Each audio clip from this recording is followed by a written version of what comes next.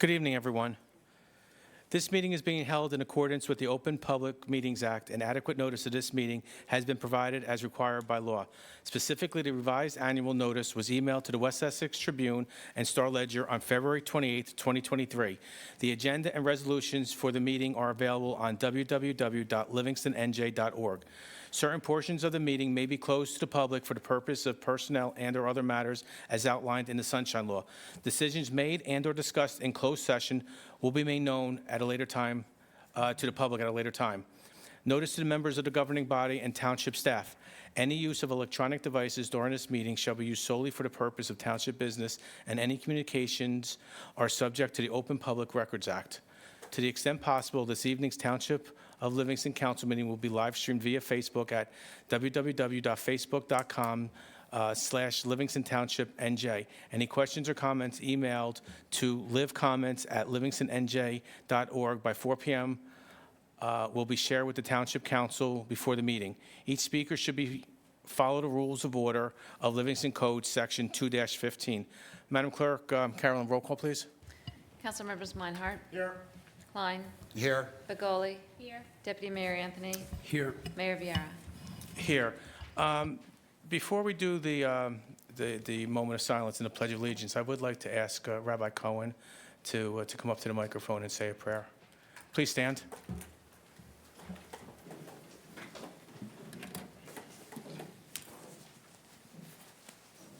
Avinu Shebashamayim, Tzur Yisrael v'Goalo, Barech et Medinat Yisrael, Reshit Tzmichat Geulatenu, Hagen Aleha be'avrat chasdecha, Ufros Aleha sukat shlomecha, Ushlach orcha v'amitcha l'rasheha, Sareha v'yoatzeha, V'taknem be'etzah tova milfanecha, Chazek yedidei mignei eret kodshenu, V'hanchilem Eloheinu Yeshua, V'ater nitzachon ta'atrem, V'natata shalom ba'aretz v'simchat olam leyoshveha, v'nomar amen.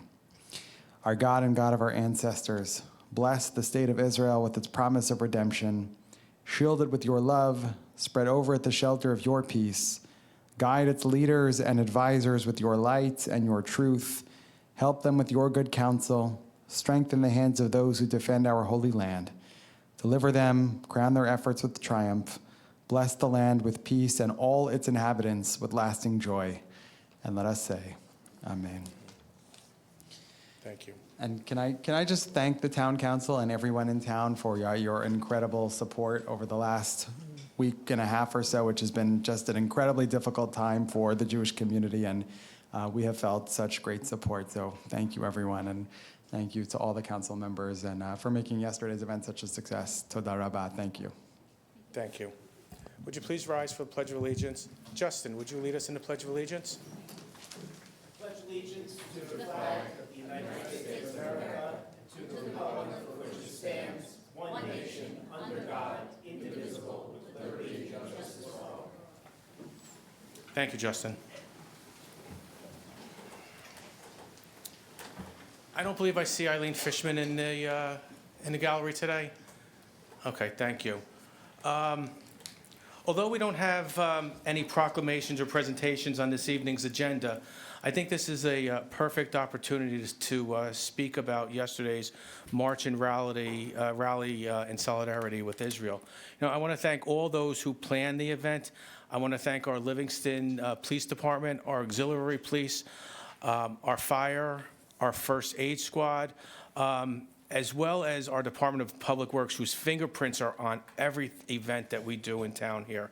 I also want to thank Hatzalah Ambulance Service for attending yesterday and making sure that everything was okay. You know what? He's not here tonight. However, I do have to give a shout out to Josh Comer. Josh was our contact person. You know, when Barry, Ed, and I met along with our police chief and captains to plan the event and make sure that everything went well on Livingston's side. I just want to say thank you to Josh and his entire committee. And I know there was a committee of about 7 people who put this together, and our police officers estimated well over 5,000 people attending yesterday's event at our Oval. It could have been closer to 6,000 who attended the march and rally yesterday. But the Metro West Israel Action Committee was comprised of Josh Comer, Howard Blank, Cindy Dresder, Moshe and Renee Glick, Barbara Listhouse, and Larry Rain. So congratulations. Tonight, we also have a resolution on, it's 23-229 to support Israel. But instead of pulling the resolution off the consent agenda and reading it later on on the agenda, I would like the Township Council to read it now, and each one of us will take a part in it. Ed? Thank you.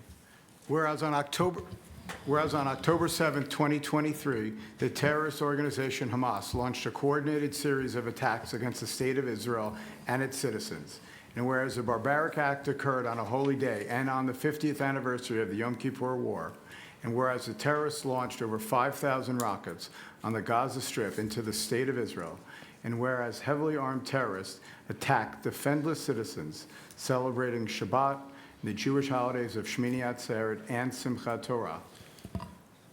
And whereas the United States and the State of Israel have been allies and partners since 1948 in their shared values of peace and justice, and whereas the United States President Biden, along with the leaders of France, Germany, Italy, and United Kingdom, issued a joint statement saying, "We make clear that the terrorist actions of Hamas have no justification, no legitimacy, and must be universally condemned. There is never any justification for terrorism. In recent days, the world has watched in horror as Hamas terrorists massacred families in their homes, slaughtered over 200 young people enjoying a music festival, and kidnapped elderly women, children, and entire families, who are now being held as hostages." And whereas the State of Israel has responded to the attacks with a declaration of war against Hamas, and whereas the residents of the Township of Livingston, the State of New Jersey, and the United States have expressed their condemnation at this unprovoked attack, which has resulted in hundreds of deaths of Israeli civilians, American citizens, and citizens throughout the world, and whereas many residents of the Township of Livingston have visited Israel, have family and friends in Israel, support philanthropic causes in Israel, and yearn for universal peace, and whereas as a township, we mourn for all the victims of these terrorist attacks by Hamas and the escalation of the conflict caused by this terrorist group.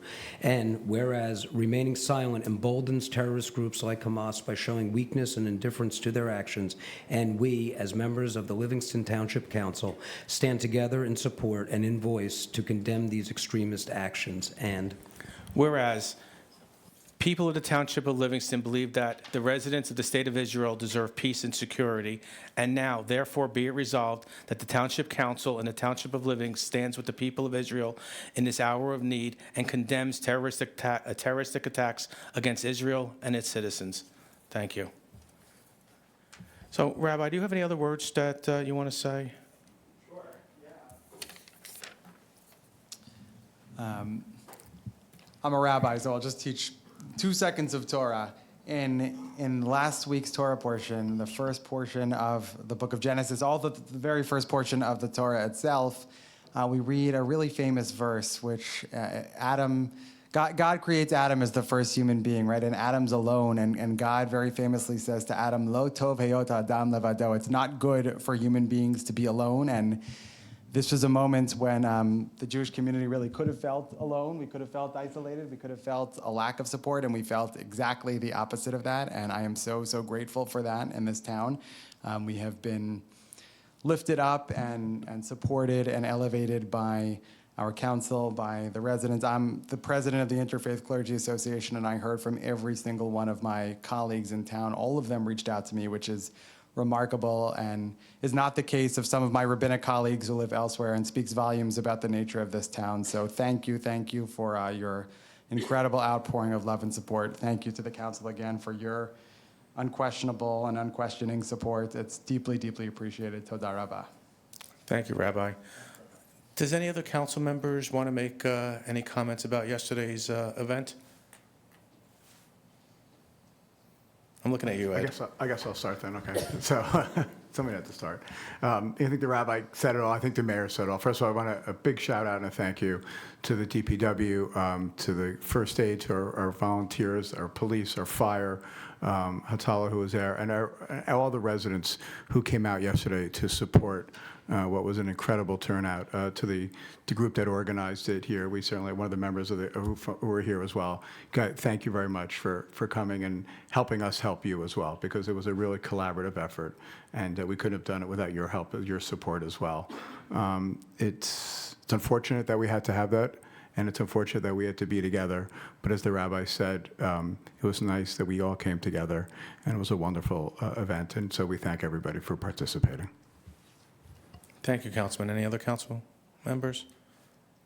Okay. Mayor, I just, Councilman I Klein? would just talk, John, I'd echo what Ed said. I also wanted to say, the first Facebook post I put up after the attacks was to say thank you to so many people in the non-Jewish community. This echoes what the rabbi just said, who reached out to me personally, and I know to a lot of other people, to express their care and to check in. And it was, I think, really reassuring and made me feel personally buoyed by all these people who really displayed their caring heart, and not just for me as an individual, but also for the Jewish people. I would also say that the resolution that we're passing is a very strong statement for Israel, and I certainly don't shrink from it. But I also would point out that innocent life on both sides should be cherished. I heard about the attack in Chicago yesterday with absolute horror and disgust, and I think a lot of people that I spoke to felt the same way. And that I just wanted to make sure that I touched on that point. Thank you. Thank you, Councilman. Councilwoman Begoli?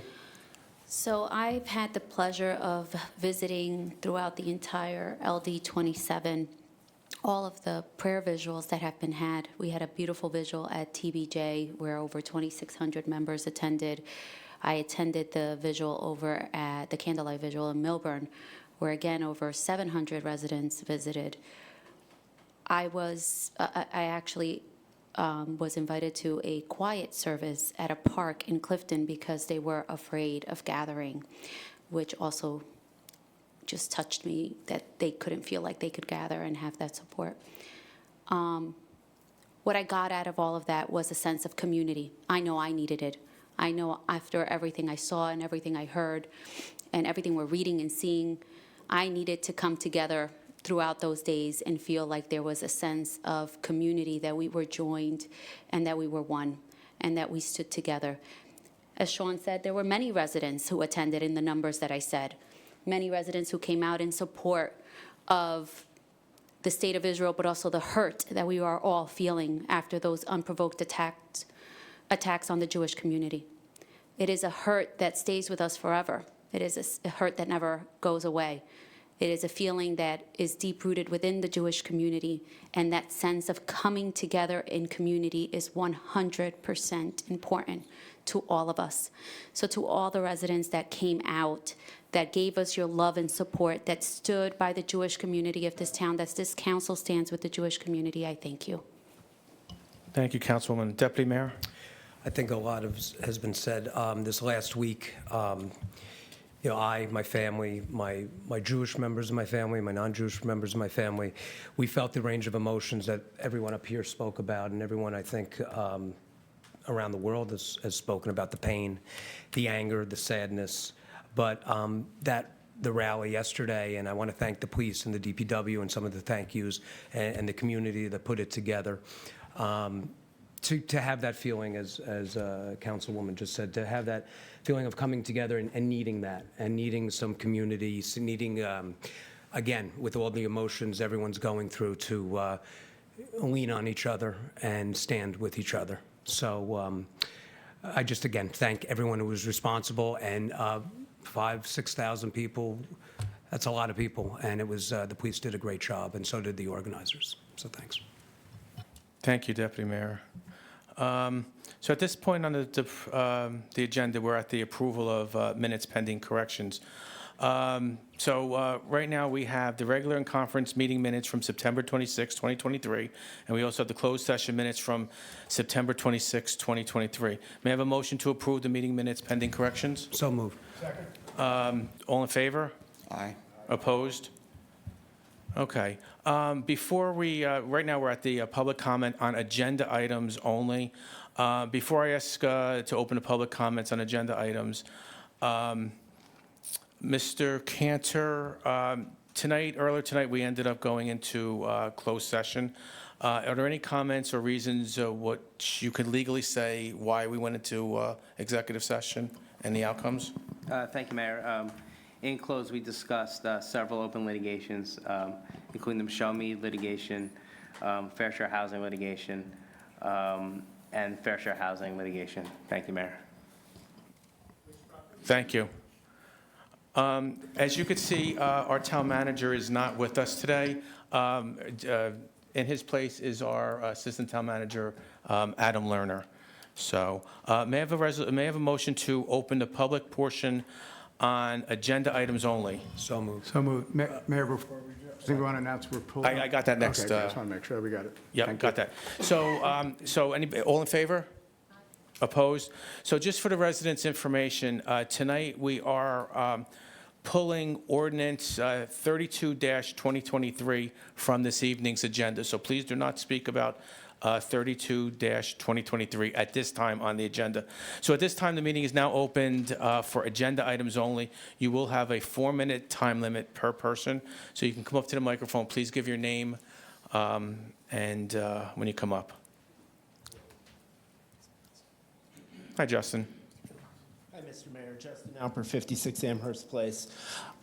With respect to the Essex County updates, Ms. Fishman's only here maybe about 50% of the time, and we get information that we could probably read off of the Essex County website. We ought to reverse the lines of control. We ought to be sending a resident and employee of the community to the town council, to the county.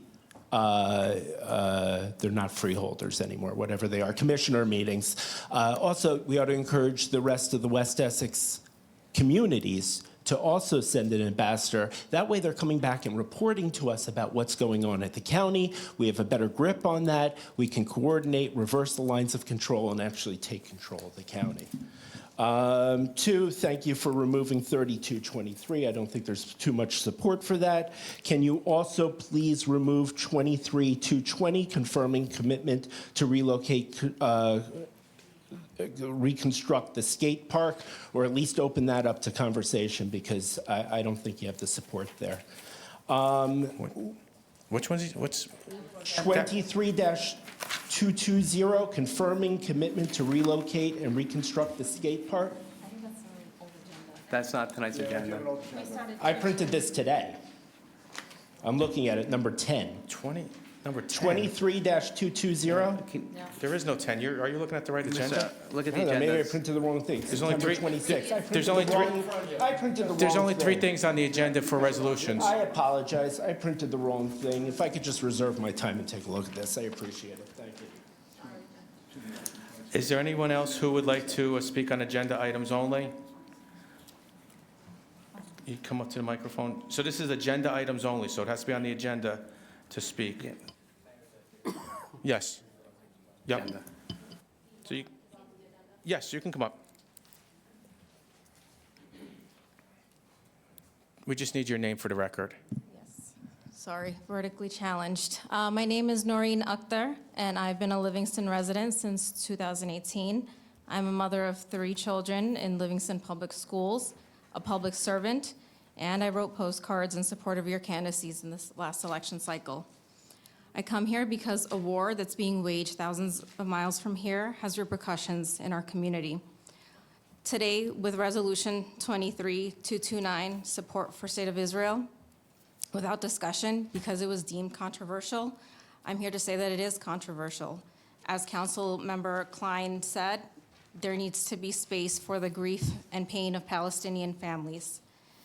In that text, or any text that condemns Hamas's attacks on civilians, must also acknowledge the decades-long blockade of Gaza that crams 2.2 million people into 140 square miles, restricting freedom of movement, the flow of goods and electricity.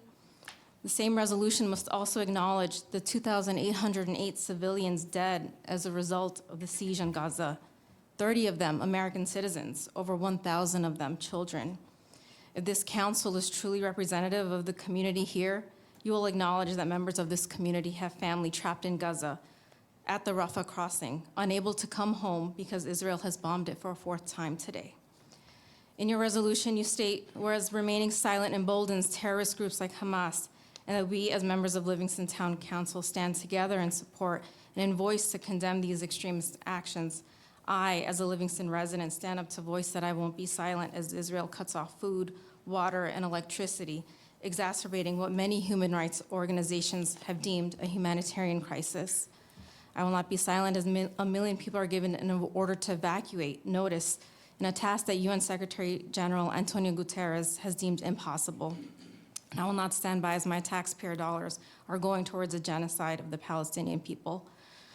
So let me state for the record, this resolution is indeed controversial and does not represent the diversity of our community.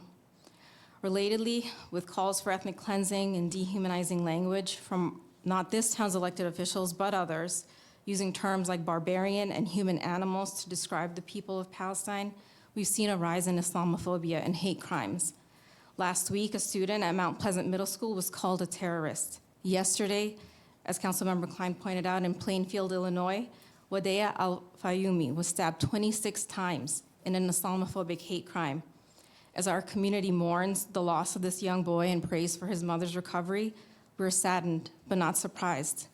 We know that inflammatory rhetoric is inevitably followed by harassment and hate. So I ask the town, how are you working to keep your Muslim residents safe? Will you firmly stand against Islamophobia and bigotry as fervently as you've stood against, and rightfully so, anti-Semitism, so that our town's Muslim and Arab communities feel seen and represented? Thank you. Are there any other comments on agenda items only? Carolyn, have you received any, is there another one?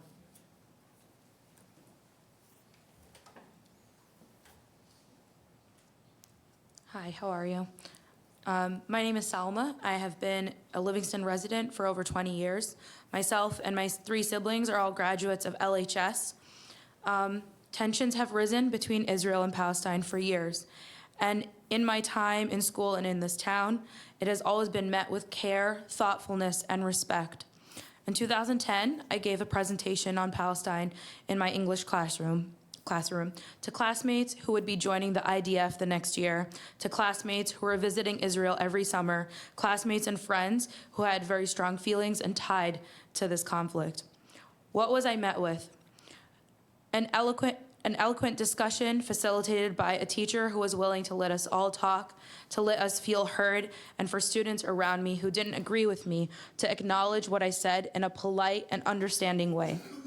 I knew we would not agree, but it was with our character and our camaraderie that shone through, that allowed us to move along in safety and confidence as students. I urge my neighbors to remember this tonight, that we may not agree, but we are humans living together. Our kids see how we act with each other. They learn from our words and from our actions. I stand with my Jewish neighbors against anti-Semitism, as I know they will stand with me against Islamophobia. I urge you all to listen with an open heart. The resolution today calls, "We stand with Israel." Many Jews and citizens of Israel are not in support of what their government is doing, and many organizations are calling what is happening in Palestine a humanitarian crisis. When the township makes a resolution like "We stand with Israel" without mention of Palestinian civilians, this is what your neighbors hear. We hear that you stand with what Human Rights Watch and the UN call apartheid, that you stand with the use of white phosphorus, which is a war crime on civilians. You stand with the suffocation of 2 million people by starvation, no water, no electricity. Gaza is the largest open-air prison in the world, and there are families in our town, and there are students who go to our schools who have lost loved ones, and not only lost loved ones, but entire bloodlines, entire generations. I ask the township that if we as Americans truly stand for liberty and justice for all, I ask you, why have we not mentioned Palestinians? Why are you alienating the families that live here, that have students in our schools? The dehumanization of Palestinians and Muslims in the media has led to an increase of Islamophobic acts, including an attack on a mother and the death of her child in Illinois. Just as we must stand together against anti-Semitism and the increased rates of violence, we must stand together against Islamophobia and the violence against all children. Mr. Mayor, you spoke this weekend and posted on Facebook. We are a town of many different nationalities, many cultures, religions, and beliefs. But it has been proven that when anyone in our community is attacked, we come together as one community who supports and comforts those affected. I hope that community and comfort also includes our Palestinian and Muslim neighbors and stands against acts of hate and Islamophobia. I hope that the voices here that are loud for peace and unity extend to your neighbors of different backgrounds and faith. Thank you so much for listening. Thank you very much. Hi, Mr. Mayor, Justin Alper, 56 Amherst again. Would you mind please pulling 23-230, $1 million to Michelle Mead 5 years after the fact seems like a lot. Interested to know what we've learned from this and if this is covered by insurance. Thank you, Mr. Mayor. Thank you, Justin. Mayor, I can address an hour before you vote on the No, resolution. no, why don't we close the session first, and then you could address it. Okay, after ordinances, before the Yeah, resolution? why don't we do it right after ordinances and right before the resolution? Okay, thank you, Mayor. Okay, thank you. I'll answer your questions, Justin. I have answers to all your questions. Are there any other comments? Madam Clerk, has any written comments been received by your office for this segment of the public hearing? Yes, Mayor. I have a comment that came in today from Rachel Monday. It says, "Dear Council, I've been a Livingston resident since 2020. As the council discusses how to respond to the painful aftermath of the ongoing conflict in Gaza, I've been thinking about both our Jewish and Muslim residents. What is the town doing to keep our Muslim constituents safe during this difficult time?" And then there was one other that came in anonymously that was shared with the Township Council. Thank you. Hearing no more comments, may I have a motion to close the public portion on agenda items only? May I have a second? All in favor? Opposed? Thank you. So at this point, we are on final ordinances for second reading. Madam Clerk, please read ordinance number 27-2023 by title. Ordinance 27-2023, amending Chapter 170, Section 87, habitable floor area exemptions. Thank you, Madam Clerk. May I have a motion to open the public hearing? So moved. May I have a second? Second. All in favor? Yes. Opposed? The public hearing on ordinance number 27-2023 is now open. There's a 4-minute time limit per person, so residents may come up to the microphone. Motion to close public hearing. There's been a motion. May I have a second? Second. All in favor? Opposed? May I have a motion to move ordinance 27-2023? I'll move it. It's been moved. May I have a second? Do any council members have any comments on ordinance 27-2023? Mayor, I'll just say something on it, that's all right. This closes a conflict in our ordinances between people who are building houses that are of reasonable size in our R4 district, but they violate the ratio that's involved. And it just put people in a lot of positions where they have to come in front of the zoning board and ask for permission, and it costs a lot of money and a lot of time and a lot of aggravation for residents. And it's been something that we've heard about for a while, many years in fact, and I'm just really glad we're finally closing this loophole. And I think it's a more streamlined service for the residents and those who are wishing to renovate their houses. Thank you, Councilman. Any other comments? Madam Clerk, please proceed with the roll call. Councilmember Meinhardt? Yes. Klein? Yes. Begoli? Yes. Deputy Mayor Anthony? Yes. Mayor Viera? Yes. Thank you. Madam Clerk, please read ordinance number 29-2023 by title. Yeah, this is ordinance 29-2023, amending and supplementing Chapter 170 of the Code of the Township of Livingston by repealing the current Section 170-104.13 in its entirety and adopting a new Section 170-104.13 R-5Q Resident Overlay District. Thank you, Carolyn. May I have a motion to open the public So hearing? moved. It's been moved. May I have a second? All in favor?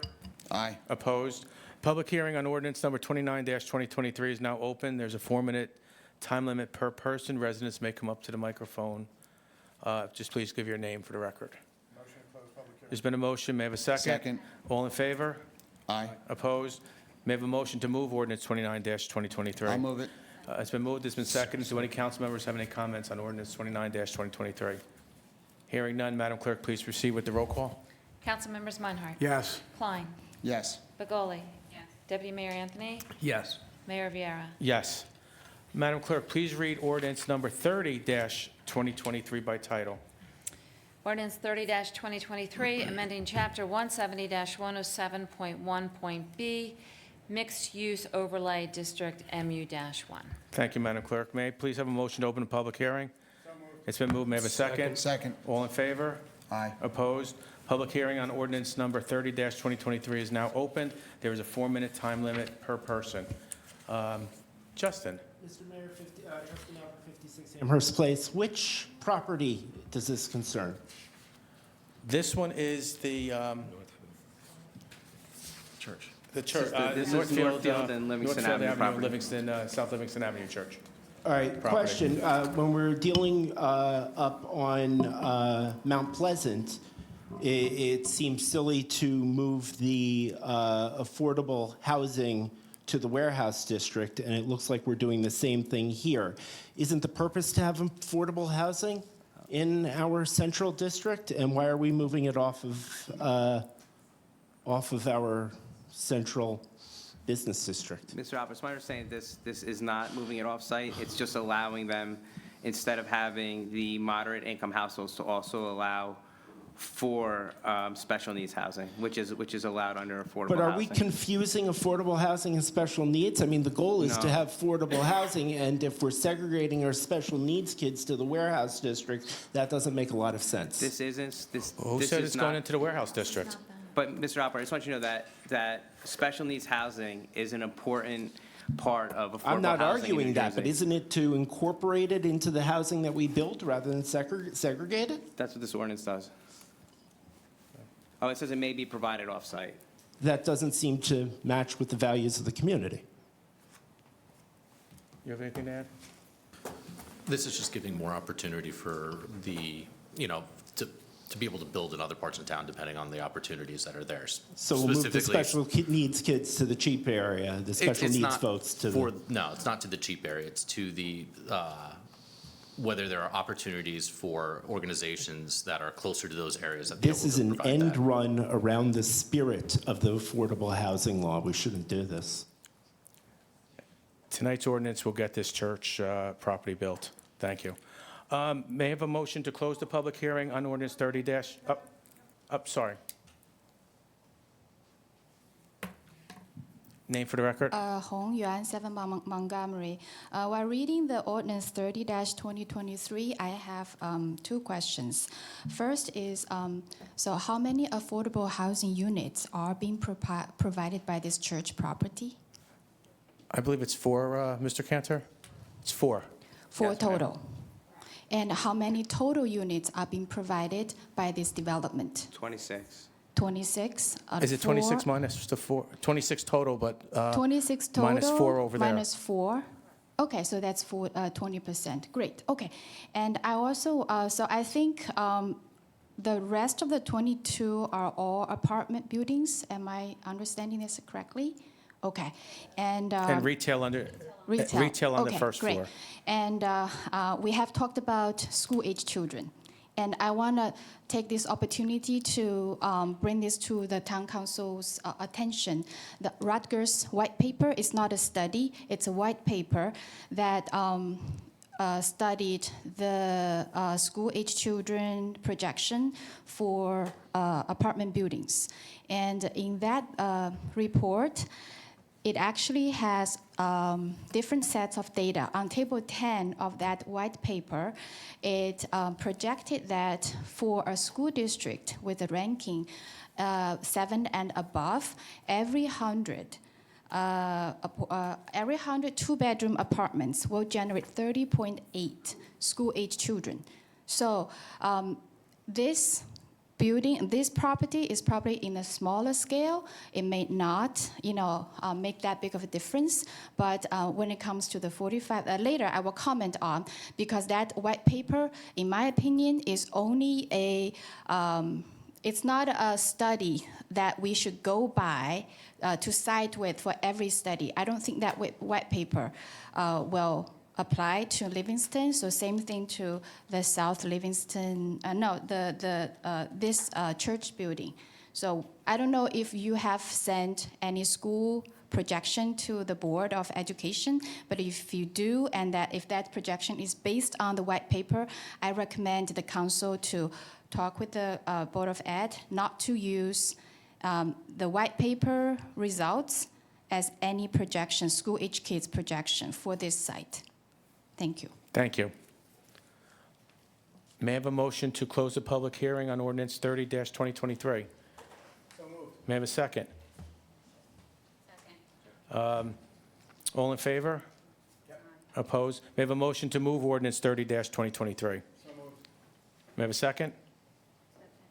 It's been moved and seconded. Do any council members have any comments on ordinance 30-2023? Madam Clerk, please proceed with the roll call.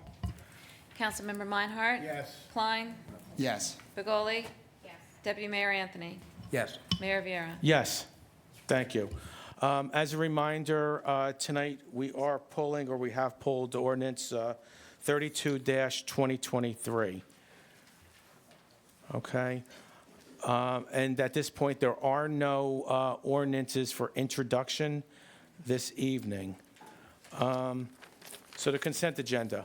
All matters listed with an asterisk are considered to be routine and non-controversial by the council and will be approved by one motion. There will be no separate discussion on these items unless a member of the governing body so requests, in which case the item will be removed from the consent agenda and considered in its normal sequence on the agenda as part of general orders. Madam Clerk, this evening, I'm requesting that all three resolutions be voted on separately. So can you please read all the resolutions on the consent agenda by title and resolution number? Resolution 23-228, appointment of Jasmine Morin. Resolution 23-229, support for the State of Israel. Resolution 23-230, authorizing the execution of a settlement agreement. Thank you. May I have a motion to approve resolution number 23-228? So moved. May I have a second? Second. Any discussion? Madam Clerk, roll call, please.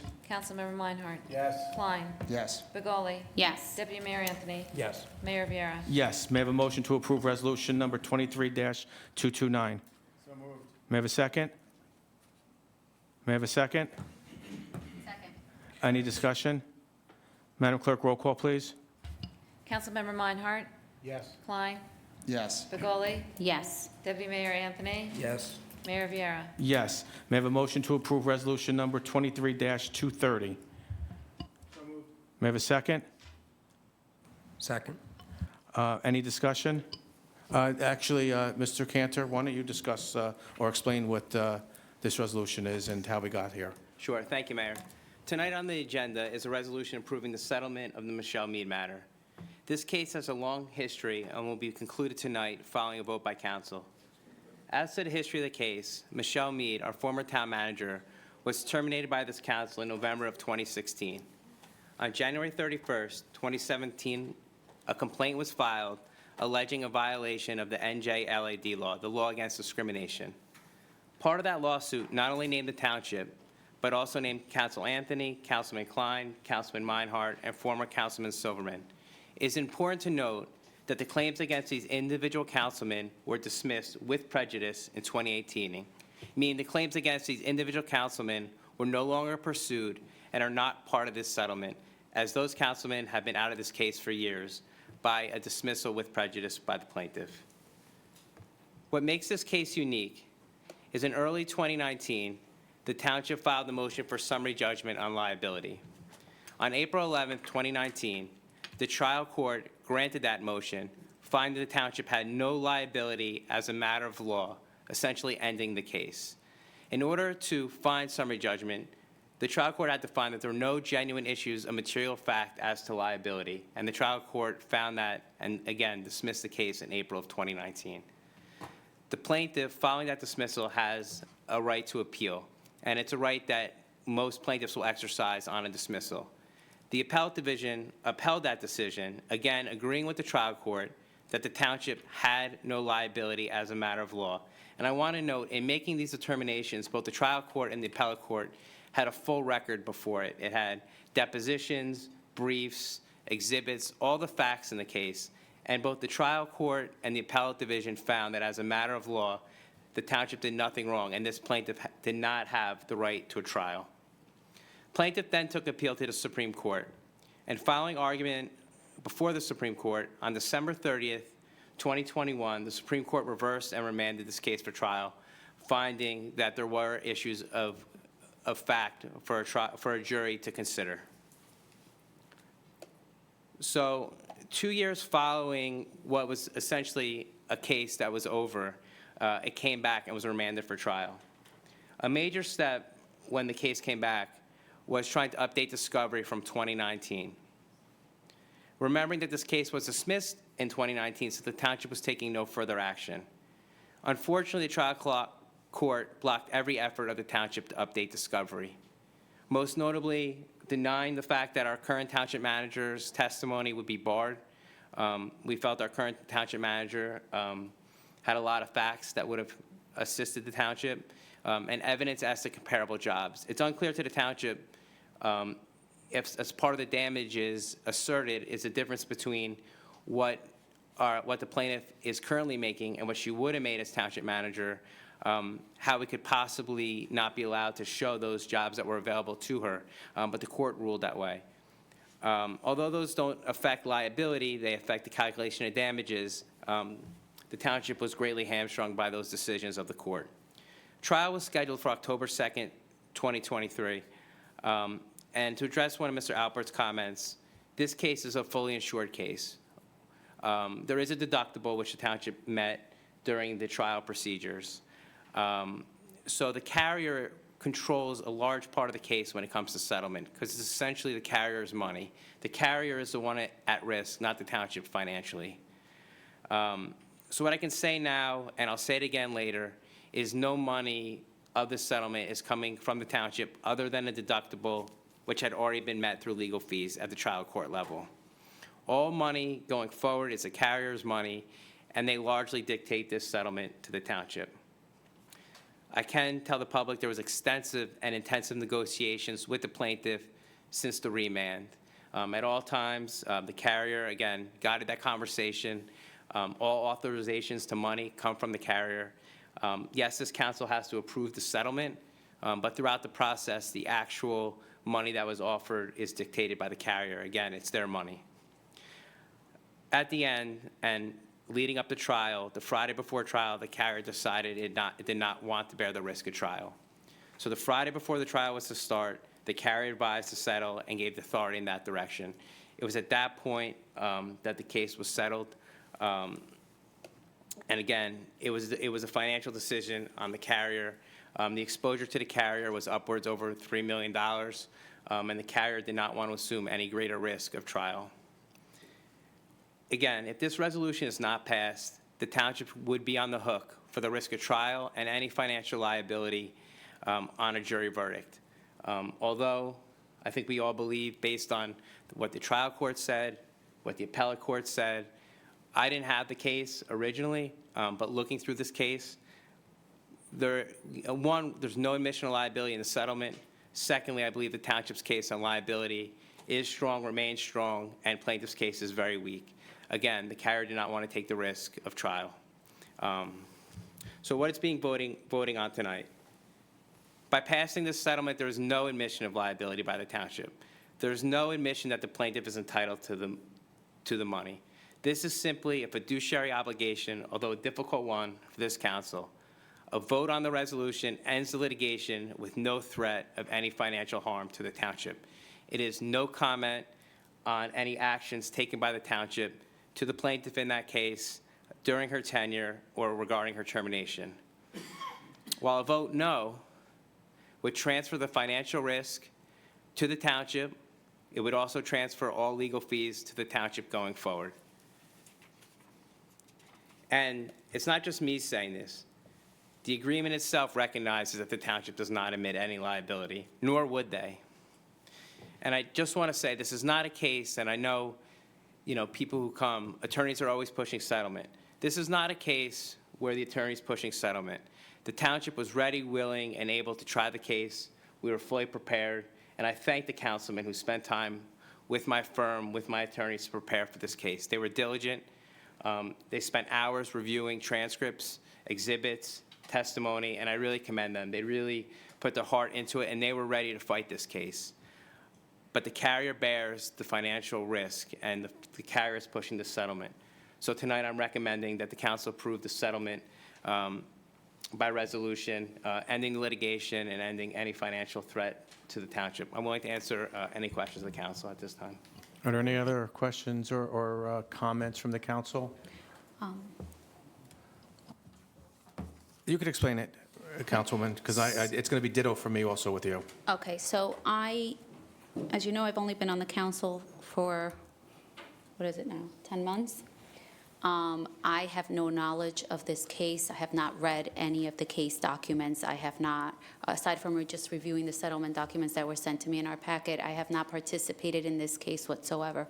So when tonight you hear that my vote is present, not voting, it's because I do not feel comfortable voting on a matter that I had no interaction with whatsoever.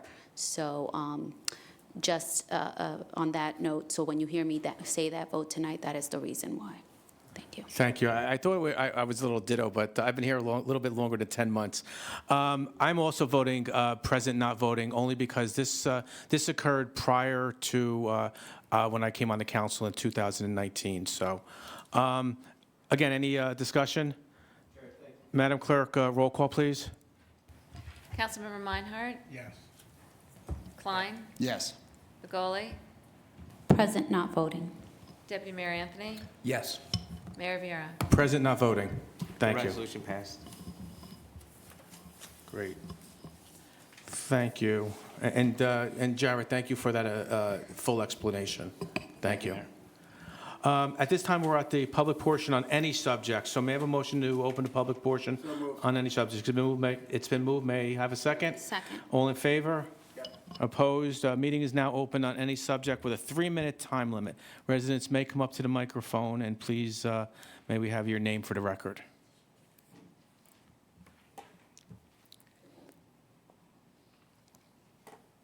Hi, good evening. Diane Infante on Sherbrooke Parkway. I'm here to speak again about the pending project at 45 South Livingston Avenue. I've been trying to have someone explain to me how such a dense project would be suitable in that location. I actually wrote an email to Mr. Schwartz through his receptionist on the 19th, September 19th. And I asked, I said I was in attendance at last night's meeting in Livingston regarding the project. I was the person who spoke about the other BNE projects, the lofts and the link, which seem more appropriate for that particular location. Time ran out, and I have what I hope is a simple question. It is very true that this site has always been commercial. I bought my home in 1991, and there was a small supermarket there at that time and a small strip mall. Historically, the area was specifically zoned to prohibit residential building in that area. Now that it has been rezoned, my question is, how was that high density of the project calculated? This is a quality of life issue for town residents. I am sure that if something similar to this high-density project was slated to be built close to your home, you would have many of our same concerns, and I thanked him for his attendance. And I did not receive the courtesy of a response. So because a developer determines that their plan is economically feasible, does that mean our town should automatically agree and not challenge it? This plan of 240 apartment units at such a busy and congested intersection is extremely inappropriate for that area. I also asked the town council why they have determined that higher storied buildings are beneficial to our town and should be allowed. We should be limiting heights to 3 stories for all developments. Thank you. Thank you. Are there any other comments?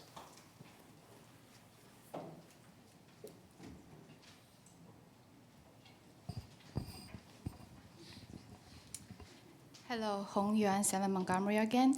When I first came to this meeting regarding the 45 South Livingston Avenue, my first question to the council was, has the county and the state been brought to this project in terms of transportation? I said that question for a reason, because as the 2018 draft traffic study recommended, and also as confirmed by the developer on the meeting the other night, if they're going to propose an intersection, a signal at Arden Street, so that's going to make the whole corridor along South Livingston Avenue from Route 10 to Oval into a corridor that they have to coordinate all the traffic signals because they are all within a quarter mile of each other. And as someone who has with my both hands, I have turned on over 200 traffic signals. I open those equipment, I know everything, and my assessment of the 3 traffic signals, one at Cedar Street, another one at Belmont, and the third one at Oval, those are all outdated, substandard. They cannot be coordinated with the other intersections.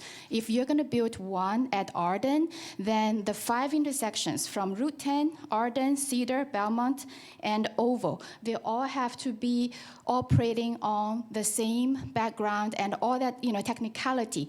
That's why I think at this moment, even if the developers say we are only responsible for our driveway, but I think as a town, I need the council, please help us to bring the county over in this project early, because, for example, I want to remind everybody of the 3 traffic signals in front of the hospital, say Barnabas. Okay, the 3 traffic signal.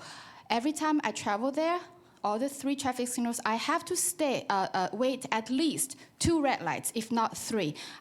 There is never a moment that I drive through all 3 signals without having to wait. But that can be resolved by engineers, but involve them early. We cannot wait until another bottleneck was created and then for the county or the state to come by, because that's gonna take years to resolve that, and it's gonna affect everybody in town. Thank you for listening. Thank you very much.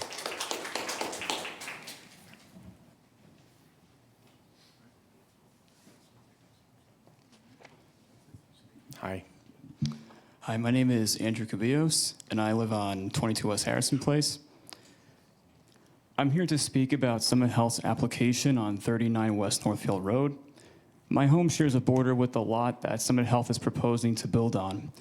The entire lot was zoned as residential up until this past April, when, unbeknownst to us, it was suddenly changed to commercial.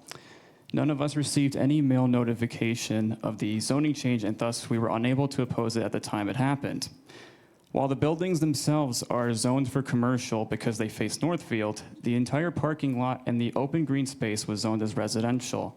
And the fact that it was suddenly converted to commercial to expand a parking lot into a residential neighborhood is contrary to the municipal land use law.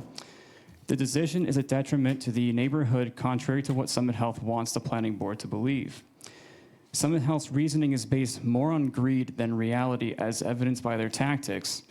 For example, at the previous hearing, Summit Health's senior VP of product growth and acquisition stated that it may take 6 months to get a dermatology appointment. Back in November of 2021, in the midst of the pandemic, I was able to see a dermatologist in just a week and a half, so I'm not sure where he pulled that out of. Summit Health is not the only provider of medical care in New Jersey, but they're acting as if they are. According to healthgrades.com, there are over 160 dermatologists in just the immediate surrounding area of Livingston. This would be Summit's 4th location in Livingston and its 3rd location on just Northfield alone. I don't see a reason why Summit Health feels the need to impose on and destroy a residential neighborhood to replicate the same building that they have just 2 blocks away, other than pure greed. On the advice of Mayor Vieira, we met with the Summit Health's representatives several weeks ago, but unfortunately the meeting proved futile. One of their reps stated that the reason they must cut down the trees on the side of our home, which would not be in the way of the parking lot expansion, is because they will be disturbing the roots of the trees and therefore will all have to be cut down. It's easy for them to say they don't have to live with the consequences of their actions. We have to live next to it every day.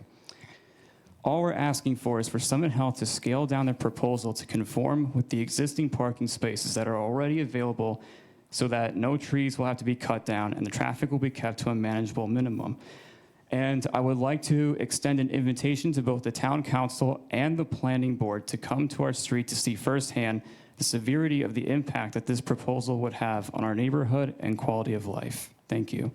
Thank you very much. And just really quick, I don't know if I would be able to handy see you. These are just pictures because sometimes words are not able to. Are they for us or your? Yes. Okay, you can bring them up here. I'll make sure the council gets them. Thank you very much.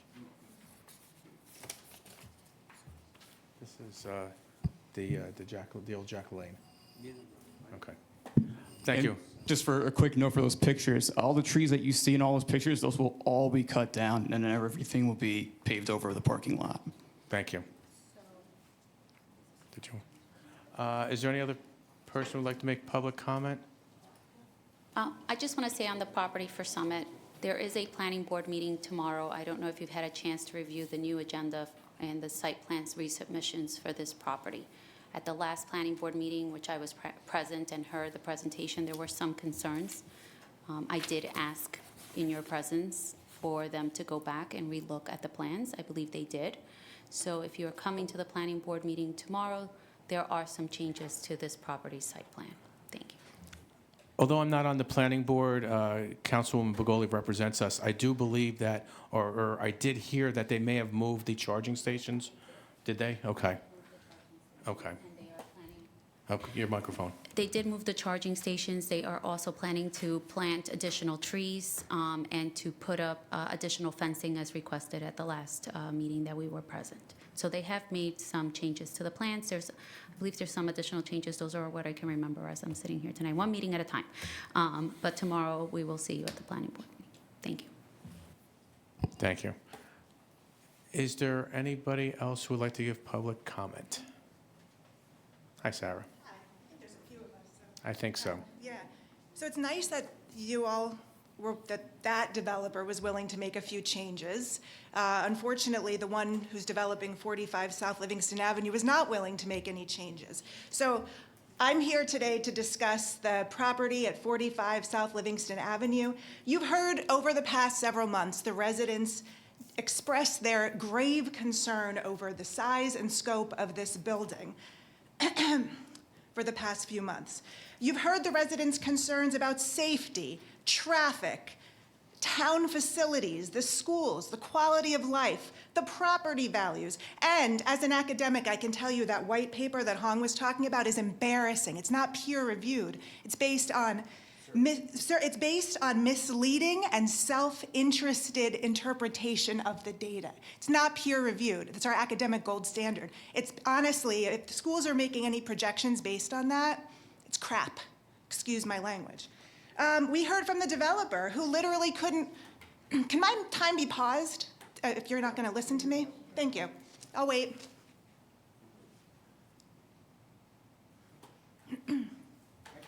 Yeah? Okay. You're all done? All right.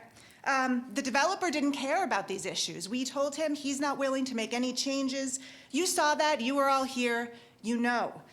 So I'm wondering, where do you stand? What are you going to do about this? I think the majority of you know what the right thing to do is. The question is, how are you going to act about it? Are you going to vote no on this monstrosity based on the will of the town and the will of the people of this town? We elected you into this position. You have control over the future of the town.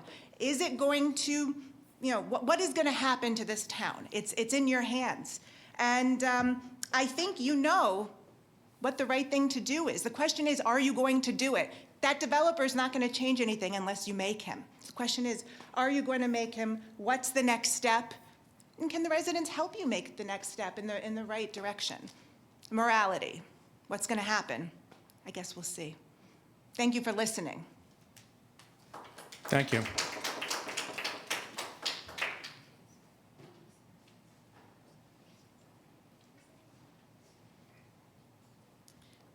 Hello, my name is Carolina Cubillos, and just comments Rosie on the feedback from the developers. We did meet with them, and basically what we saw was what we call window dressing.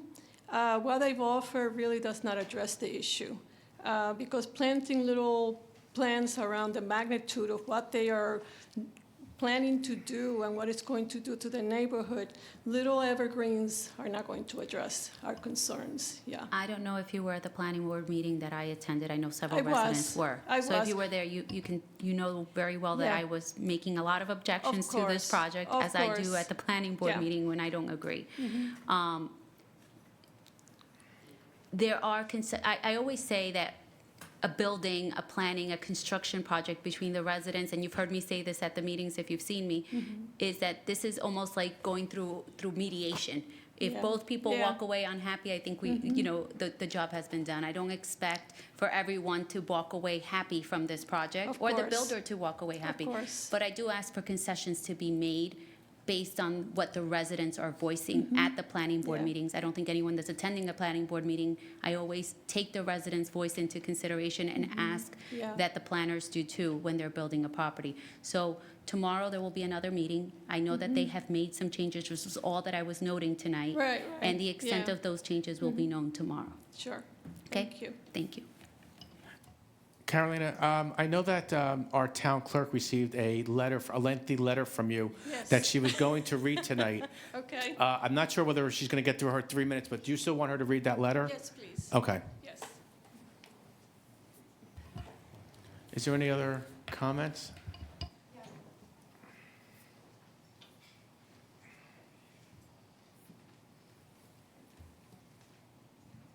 Hi, Allison Greenspan, 44 Collinwood Avenue. I understand there's a planning meeting. I work in the city tomorrow. I'm not sure I'm going to be able to make it, so I just thought I would voice my concerns tonight since I'm here. I live teeing into West Harrison Street, so I see the green open space. And I guess my biggest concern is, why can't we just build on the footprint that's there, or to accommodate the spaces that we have? I'm not saying that nothing should go there. I don't think an empty New York sports club building seems appropriate. It's been empty for years now. But I think we can, like you said, mediate this to some degree where they can build on what they have parking lot spaces for, because that seems to be the biggest issue, right? If they build a bigger building, they need a certain amount of parking lot spaces. So nobody's saying don't build there, even though from that location, I can walk to the other Summit Medical right down past the bagel stores there. So I guess my question is, I've lived here 23 years. It used to be very green and beautiful. Like, why are we killing all the grass? Like, and the trees, to his point? Like, when are you going to stop building on every inch of land in this town? I mean, my kids are almost grown and out of here, so I really don't have a lot of skin in this game. But what about all the little kids that, my neighbors' kids ride their bikes down that street? You're going to have traffic galore. And every house, like you mentioned earlier with the zoning and the ordinances and stuff, everybody's got these big monstrosities. Everybody's got all their kids, and everybody wants to run around and live in this town. It's a beautiful town. Why are you building all over it?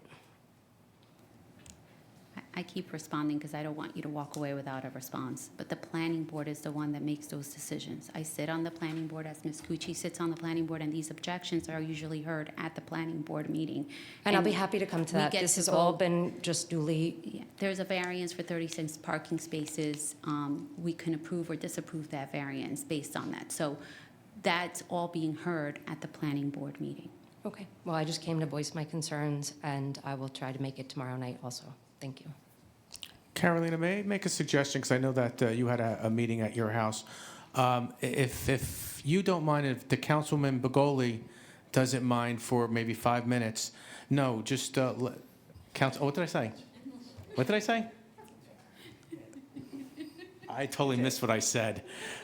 Councilwoman Begoli, if you and Councilwoman Begoli can meet, just to talk about what happened at that meeting, so then she's brought up to what happened. I think that'll give her a little bit more information for tomorrow's meeting, if that's okay, Councilwoman. I would love to meet outside when we're done and have that conversation. Thank you. And you're definitely going to have to tell me what I said wrong. Councilman? Oh, I tried council member, so it's just, I got to get back to that council member. Hello, Justin. Hi, Mr. Mayor. Justin Alper, 56 Amherst. Two things. One, disagree with the councilwoman on her point that if both sides walk away unhappy, you've done the job right. The answer is not to inch forward, but to take a big step back and work things out in a way that you come up with an answer, that both sides come up with an answer that neither one of them would have come up alone. And there are always better answers, but we need the space to work it through and come up with answers. And everyone should be happy with the results of the development in our town. Point two, definitely worried about the concentration of corporate health care in this town. Summit Health sold out to, I guess, a subsidiary of Walgreens out of Ohio. And I think when we moved to this town, we all appreciated the local medical practices, and it feels like we have lost or are losing or are continuing to lose it. And the opportunity here in Livingston, where our main asset is healthcare, is to actually take a lead because we're dealing with a national problem. And we, as a skilled and educated, active and engaged community, ought to be addressing it. And there ought to be a cash flows analysis of how the money flows out of the community under corporate health care.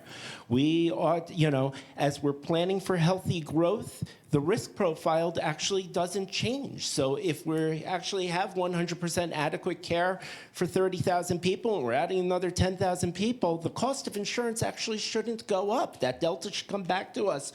We should be able to account for it and account for the healthcare needs of a healthy, growing community. There's a lot of work that needs to be done. It's not easy, but we ought to be leading on this because there's a national problem that we can actually solve. Would love to know how much we as a community are spending on health insurance. Would love to know how those premiums are invested, and if we can grab those premium floats and reinvest it back through locally accountable fiduciary banking, we could actually solve the national healthcare problem here in New Jersey. So thank you for your consideration. Thank you, Justin. Is there anybody else?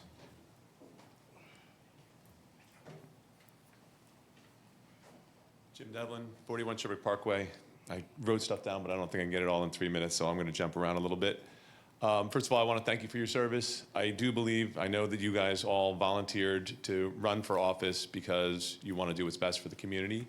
And I do believe that when the proposal for 45 South Livingston Avenue came to you, I'm sure you looked at it and you said, this is what's best for Livingston. Since August 24th, though, I hope you have heard the concerns of the community and that we have shared with you many of the flaws and many of the problems with that. And I think the vast majority of the community see that 240 units at 7 acres of the crossroads of Livingston and Mount Pleasant Avenue is a detriment to the future of Livingston. I'm not going to rehash all of the concerns that were brought up, but I think that many people in the community feel that this project is much more of a cost for the community than it is a benefit. At the open public meeting on September 18th, Mr. Schwartz made it clear that he was not willing to reduce the number of apartments units below 240, that his business plan for this organization is to build only rentals, so they would not consider building condos, townhouses, where people purchasing would be more invested in the community. And also that despite there being a flawed traffic study, in his opinion, the 240 units with a potential 450 plus additional cars would not impact traffic in the area much. And he said that, in his opinion, 240 units in the 7 acres is not too dense. Although his views for the future of Livingston is very different than mine, and I would argue is in opposition to the vast majority of the citizens in Livingston, I don't fault him. His view is that of a developer, and he speaks like most of every developer I know. But now that we know how he feels, and you have heard the concerns of the people of the town, we need to know how the members of the town council feel, what they see as the future of redevelopment in Livingston, and what additional information do you need before you make a decision about South Livingston Avenue. Most of us felt like Mr. Schwartz spoke to us with contempt, as if we were ignorant to the ways of redevelopment. But I'm hoping that the members of the town council don't see their constituents as ignorant. I hope you have heard the wisdom in the concerns presented. These past 3 months, I have been impressed with the way the people of our town have intelligently articulated, presented their concerns, and helped to shine light on the flaws and unanswered questions about the plan. It is thanks to the people of our community that many questions were raised about the impact of the environment, infrastructure, and schools for which we haven't received answers. I understand that you don't control what proposals for development come before you, but you are the planning board, and you and the planning board can place restrictions on the density and the height of the redevelopment. Recently, I was driving down Main Street in West Orange near the Thomas Edison Historical National Park, and I noticed the recently renovated storefronts with apartments above and thought, God, these are monstrosities. Yet there were only 2 floors of apartments above the storefront. I'm sure a developer would have thought that these were beautiful, and in certain cities they would be, but recognize that if you allow the plan for 45 South Livingston Avenue to go through, you are setting a precedent for future developers.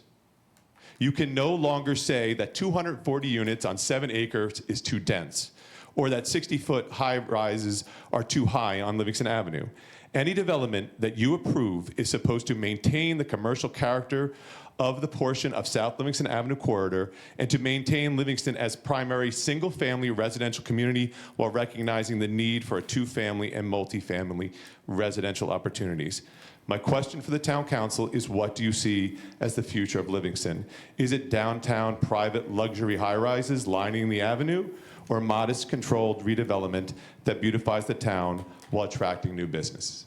I thank you, and I look forward to hearing a little bit from the town council as to where they stand and what additional information you need before we make decisions about 45 South Livingston Avenue. Thank you. Thank you.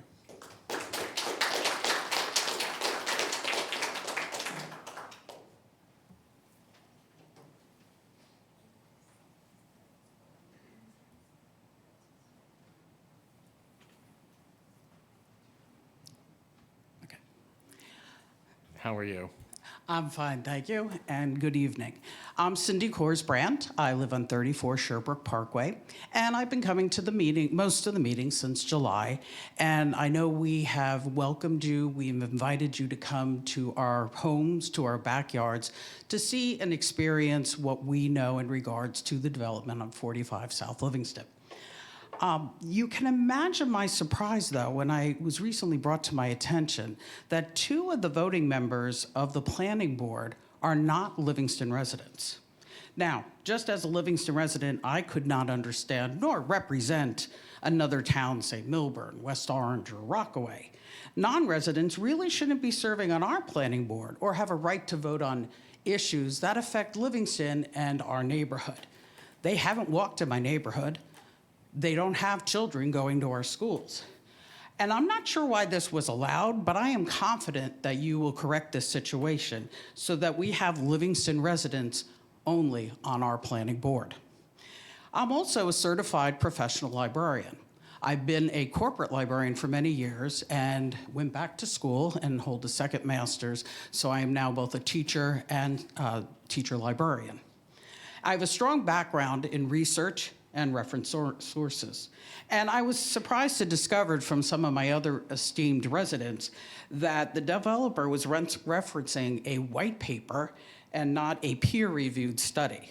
And I would strongly urge the council to base any decisions, whether it's us, whether it's what's going on at the Jack LaLanne property or New York Sports Club. I knew it when it was food fair. And that's really dating myself now. But I would strongly urge you to make any decisions based on peer-reviewed, actual research studies, and not a white paper that may serve just one objective. Thank you for your time.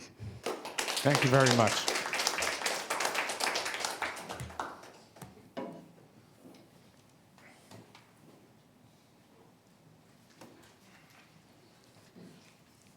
Hello. My name's Melissa Cianci, and I'm at 51 Collinwood Avenue. Today I'm here to voice my own opinion as to what is happening at 39 West Northfield Road. Tomorrow, however, I will be representing many of our neighbors as an attorney for our neighborhood. I myself are one of the people that have several little children that like to play in the streets and are going to be greatly affected by the increase, a five-fold increase in traffic during peak hours. My girls learned how to ride their bikes outside.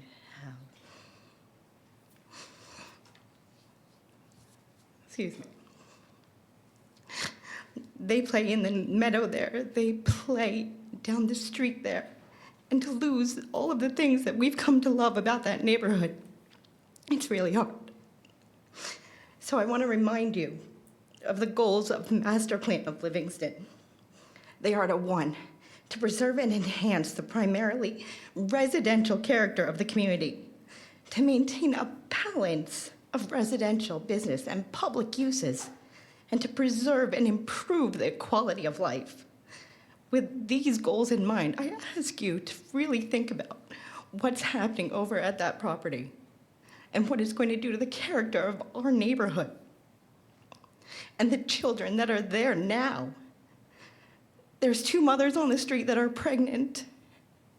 There are 4 children under the age of 4. And there's houses for sale that are going to bring in new families. And to have the street increase from 20-something cars an hour during peak hours to 120-something, I mean, where are they going to ride their bikes? Where am I going to send them over to Hobart Gap now? That's going to be less crowded than our own street. It's terrible what's happening there, and I need to voice my own concern for this. Thank you. Thank you.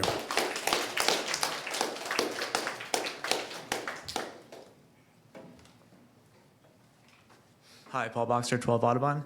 I was going to make a couple of comments about 45 South Livingston, but I do think that this also relates to, what's the property address? 39 West North. That one.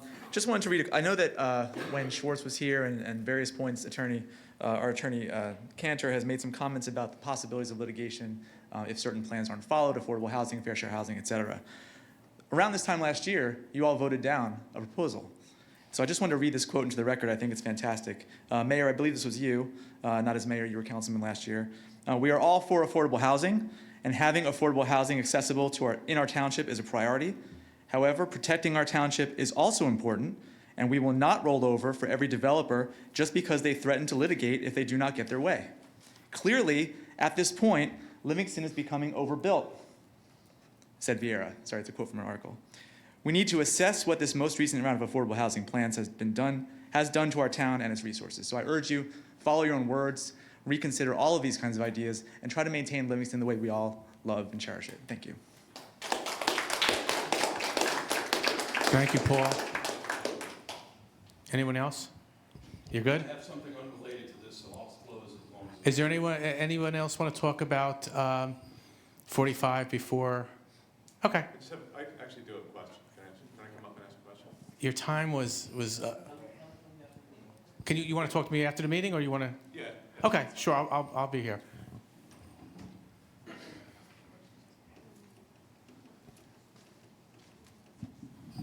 My name is Howard Blank, Rockledge Drive, and I came here because, as you can see the shirt I'm wearing, I was one of the organizers of yesterday's rally in support of Israel. I really came here to thank you all, as town council members, for your support of Israel, not only yesterday, not today, but for the 31 years that I've been living here in town. The town council has always been supportive of Israel, and we, the Jewish community, very much appreciate that. I also wanted to acknowledge the police who were incredible yesterday, the DPW, and all services that came to support and have a safe rally in support of Israel, to support our brothers and sisters. As I said, I only came to do that, but I didn't expect what I heard before, and I'm actually sorry that my Muslim neighbors left early. I've never been to a town council meeting 31 years, so I didn't know the process. I should have stepped up before while they were here. I just want to say a few things. Are they? Awesome. Okay, great. So to my non-Jewish and especially to my Muslim neighbors, I want to say that Jewish people are not radical and they want peace. Throughout our 5,784 years of the Hebrew calendar, Jews have been persecuted culminating with the ultimate persecution 80 years ago, the Holocaust, where 6 million Jews were killed because of our religion. The State of Israel in 1948 gave the Jews a homeland, and finally a safe haven. When we said never again 80 years ago, we meant never again. And our voices yesterday were heard, and that will continue to be the case in support of Israel, and I'm a proud Jew to say that. This town is diverse. We need to support one another. Whether we're Christian, Jew, Muslim, Asian, Indian, or any other nationality or religion, Islamophobia is not okay, just as anti-Semitism is not okay. We as neighbors can disagree with each other on issues, but anyone with a moral compass has to agree that the barbaric attack by Hamas 9 days ago was beyond the pale and something as has only been compared to ISIS. The question I would ask everyone is, what would you do if your country was holding 200 to 250 of your citizens as hostages? Israel has a right and a duty to protect its citizens, especially after this action. Nobody wants civilian casualties. And I can tell you that the IDF is one of the most moral armies in the world, often calling off, and I've seen video footage, calling off of attacks in areas where they had terrorists because there were civilians nearby. Obviously, everyone's looking at what's going on now, and there are civilian casualties, and nobody wants that. But when Hamas does what it did last week, then uses its citizens, as it has for years in Gaza, as human shields, using hospitals, schools, mosques to fire from collateral collateral damage is inevitable, and it's unfortunate. Nobody wants to see anyone in Gaza killed, neither Jew nor non-Jew. We are praying for all the families that have lost loved ones. Nobody wants war, but as they say, unfortunately, the horse is out of the barn. The evil of 9 days ago must be rooted out as a threat to innocent citizens. Thank you very much. Thank you. Are there any other comments? Carolyn, have you received any? I believe you received at least one. Yes, Mayor, I have one to read. You also have a 3-minute time limit on that comment. I'm going to read fast. I'm reading your comment. This is from Carolina Cubilos. My name is Carolina Cubilos. I live at 22 West Harrison Place. I am reaching out on behalf of concerned Livingston residents regarding the application submitted by 39 West Northfield Associates LLC to the Planning Board for construction of another Summit Health facility in the former location of the New York Sports Club. Summit Health is planning to build its fourth location in Livingston, a 55,200 square foot facility in the previous location of the New York Sports Club that will require the expansion of their parking lot into a residential neighborhood. According to Summit Health's plans, the expansion would entail cutting down all over 60 40 feet in tall mature trees, which serve as the nature barrier shielding the neighborhood.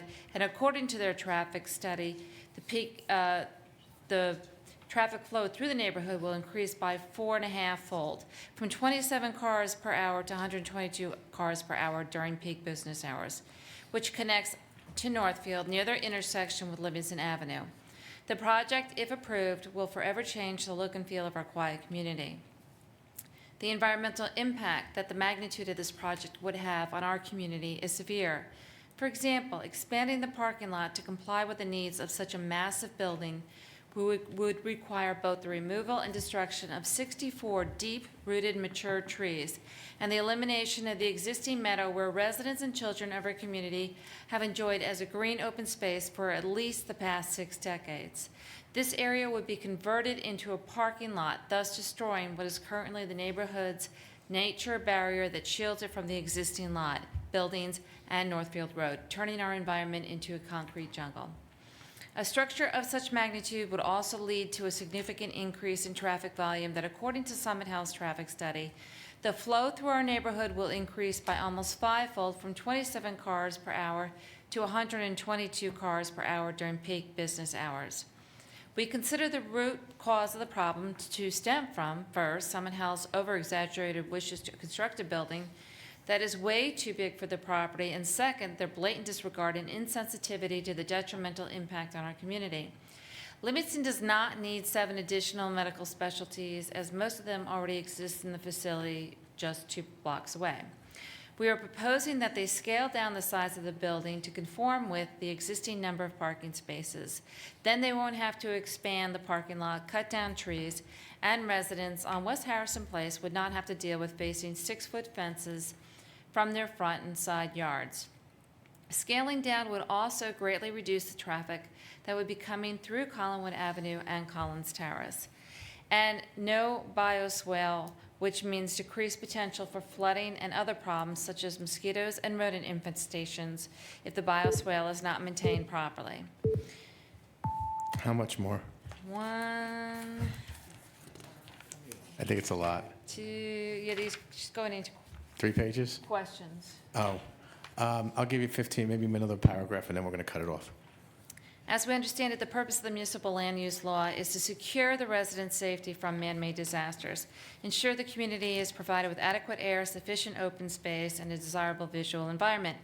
We respectfully ask the township to consider the following questions when making a decision on this project. 1, how would the expansion of a parking lot into our residential neighborhood take the place of an existing green meadow where residents and children of our community have enjoyed as a green open space at least the past 60 years? Meet the requirements of the law to ensure sufficient open space to our community. 2, how would the addition of retaining wall and a 6-foot fence directly adjacent and or across from front yards of residential homes on West Harrison Place and the destruction of 64 mature deep-rooted trees be a desirable visual environment to the residents of the community? 3, how would the increase in the traffic flow into our neighborhood by almost 5-fold secure the residents of our community continued safety, clean air, and no exacerbation of noise pollution? 4, how would the sum of all the concerns noted above not constitute a man-made disaster to our community? Is that it? You finished it? There was one more paragraph, but that's the gist of it. Thank you, and don't forget, Councilwoman Begoli will talk to you afterwards. May I have a motion to close the public portion on any subject? Make the It's been motion. moved, it's been seconded. All in favor? Opposed? Okay, thank you. At this time, we're at the reports from township officials. First of all, I want to thank Andy Munns in the back of the room. Andy does a great job getting this up on social media and everything. Our assistant township manager, Adam Lerner. Anything, Adam, tonight? Not this evening. Thank you. Welcome to the dais, Ann. Anything from you? I just mentioned before about the tax sale. That'll be on October 27th. People are coming in. Please come in before that time. Thank you. Thank you. Carolyn, anything? Nothing for me tonight, Mayor. Thank you. Thank you. Jared, do you have anything? Nothing for me tonight, Mayor. Thank you. Thank you. Now we're at the council comments. Council member Ed Meinhardt. Thank you. I'll just reiterate what was said before. Howard and your whole group, thank you very much for everything from yesterday. You guys did a great job organizing it, and couldn't have been done without you. Also reiterating the DPW, the police force, the fire department who stood outside their fire department as the marchers were walked by and supporting them as well. The first aid, all the first aid squad. Josh and his group from Hotella came along, so we thank them. Moshe Glick also did a great job organizing it. It was a real show of a community. It was one of those unfortunately, but fortunately, feel-good afternoons in Livingston. Unfortunately, we had to be there, but great to see the entire town of all faiths and denominations rally around the state of Israel and for peace. So thank you very much. Thank you, Councilman. Councilmember Sean Klein. Thank you, Mayor. I would echo everything that Ed said again. He covered it very well. I would just also highlight 2 other things that have been happening recently. Small things, but it just sort of speaks to some of the spirit in Livingston that we all enjoy. We went to the Big L breakfast yesterday, which was the Hall of Fame induction for past great athletes. And it's just always wonderful to have all these people. We had the 1980 champion hockey team came back into town, and a whole bunch of other people who were inducted. And you just, some of these people don't live in Livingston anymore. They've, grown up, left high school, and they might live their lives somewhere else. but the magic in their eyes when they come back, they're so appreciative to be able to have grown up in this town, and you get to hear the most wonderful speeches and the real joy in the eyes to celebrate their accomplishments, and also go back to the high school and see their plaques on the wall.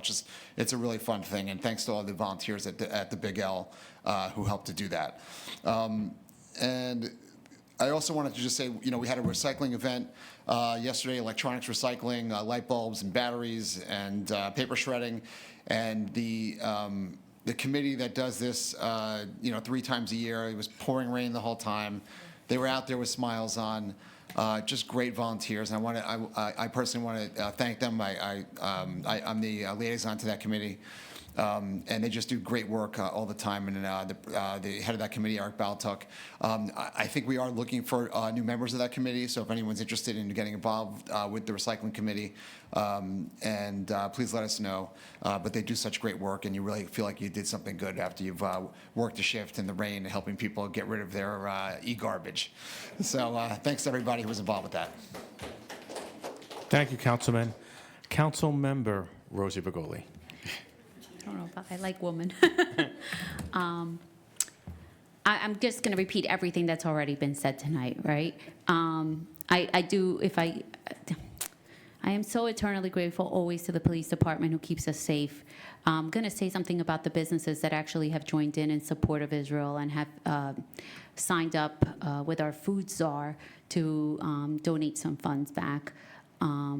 But I was actually very impressed yesterday during the march. Sweet Needs was giving out cookies and water to those who were marching and had people there just ready for us, and I wanted to extend a thank you to those businesses. Next week, we have our Sassone Hispanic Heritage event that was postponed for the weather. I can tell you that this young Livingston High School student has planned so many things for the entire community. There will be Peruvian dancers, Ecuadorian dancers, mariachi bands, Colombian restaurants, Peruvian restaurants, Mexican restaurants.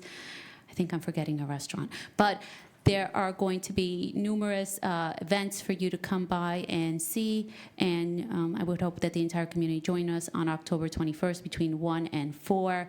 And if it rains, we'll be at the Senior Center. So it's the same day, same time, starting at the gazebo if it's a good weather. If not, we will be moving over to the Senior Center. Thank you. Thank you, Councilwoman. Deputy Mayor? I think everything was covered again. Thank you again for yesterday and our police and everyone who organized it. It was just tremendous. I did have something new, but Councilwoman Begoli just mentioned it with the participating restaurants in town, which I believe was on social media and our food czar and all of that. I think it was all covered, so thanks. Thanks, Deputy Mayor. And again, ditto on everything with yesterday's event and the thank yous that we had mentioned. It was a fantastic event for Livingston. It really shined, showing 6,000 residents of all different nationalities and cultures and religions come out. It was just truly amazing. I only have a couple of things on my agenda to talk about. The council is starting to talk about the possibility of supporting speed humps or speed bumps. Paul, I know there was a young man here when we had the talk about 45 South Livingston Avenue, and he talked about speeding on his street. And Barry's not here tonight, or Barry and I would have talked a little bit more about it. But trust me, it's not lost. We are working on it. This is just government. It takes a little bit more time than usual. It's something that we stopped doing years ago with speed bumps because the plows in town and in the snow would just pretty much get destroyed going over the speed bumps. So we're coming up with, we're having an engineer come up with some other ideas.